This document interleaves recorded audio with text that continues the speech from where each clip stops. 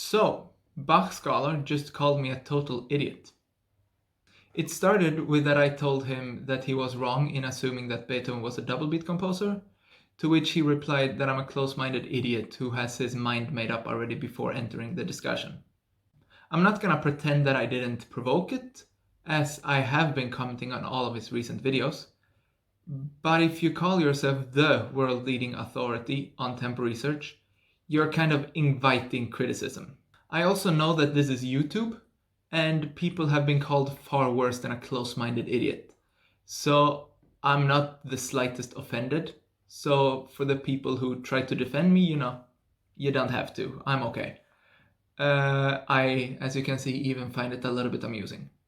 So in this video, I'm not gonna sit and be sad because BachScholar called me an idiot, but I'm gonna explain why his theory bothers me so incredibly much. So his first claim was that Beethoven had no idea what he was doing in his Hammerklavier, so Opus 106. A little bit, poor old Beethoven managed to use the metronome completely wrong in this one single piece, even though he had managed to use it perfectly fine in the rest of his life. And not only that, but he also forgot to mention that he had suddenly changed system for this one piece, because, sense. And his proof for this is obviously crystal clear. It doesn't make sense to him. The tempo is just too fast. I mean, who needs history books when you have that sort of musical intuition to just feel what Beethoven meant when he wrote something? I mean, we do know that historical sources claim the exact opposite, but as we also know, in research, feelings matter more than facts.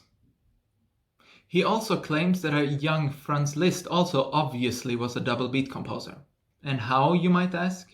Because his earlier version of what would later become the 12 Transcendental Etudes sounds unmusical when the world's greatest sight reader, as he also is, sight reads them.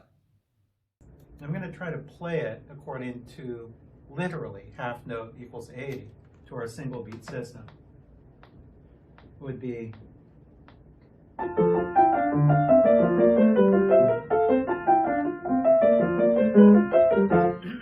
mean, it's not very musical that way. But Franz Liszt, at the same time as being double beat, is also not double beat, because at the age of 11, he played the Hammerklavier Sonata in less than an hour. So the Hammerklavier Sonata is also double beat at the same time as it's not double beat, because an ideal performance should apparently take about 45 minutes. Again, how does he know this? He knows this because Beethoven's metronome was primitive, apparently, and because 20 randomly selected modern performances have the average duration of 45 minutes. So, crystal clear. But were these 20 performances at least, carefully selected? No, he took whatever was convenient for him. Chose these because these were readily available on YouTube and I could do my research there. Usually just the one that was conveniently available for me. So there are possibly one performance on historical instruments, none who is a sort of outspoken Beethoven expert like Schnabel, no early recordings, and no recording that actually follows the metronome numbers. So he bases his world-leading research on the musical feeling of 20 randomly selected performances. Again, musical intuition or personal interpretation is not the same thing as historical correctness. You might prefer a slower tempo, which I also do, but that doesn't mean that that is a sort of argument for what they did 200 years ago. This is really research 101, and the world-leading expert on tempo research should know this, but he apparently doesn't. Then he also claimed that Melzel, the inventor of the modern metronome, is irrelevant to the discussion because he was not a performing musician. It's irrelevant that he wrote a manual to how to use the metronome. It's irrelevant that musicians in his time praised him for the metronome. And it's irrelevant that he came from a musical family. Like, just because he wasn't a performing musician means he has no say in his own invention.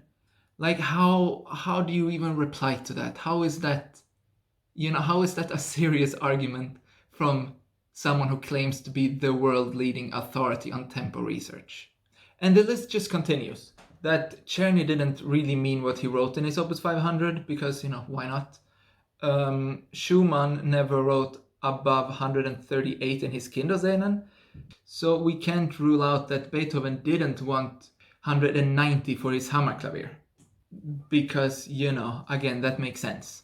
To come to conclusions like that, you need to go through some incredibly impressive mental gymnastics, where he is clearly the one who has his mind made up before he even starts the discussion. So again, call me an idiot all you want. I find it quite funny. And people have been called far worse by far less, so, you do you. But then maybe don't be an idiot yourself by calling this ridiculous methodology research, because only a true total idiot would call this research. So now these videos on BachScholar have become a little bit of a series, so we'll see when the next episode comes up. Thank you for watching, and I hope you have a great day.